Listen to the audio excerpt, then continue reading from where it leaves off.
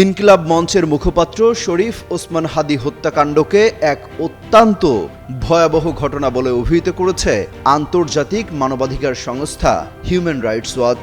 শুক্রবার এক বিবৃতিতে সংস্থাটি এই হত্যাকাণ্ডের নিন্দা জানায়।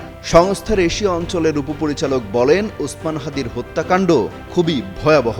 আগস্টের পর থেকে ছড়িয়ে পড়া সহিংসতা ঠেকাতে বাংলাদেশ কর্তৃপক্ষকে জরুরি পদক্ষেপ নিতে হবে।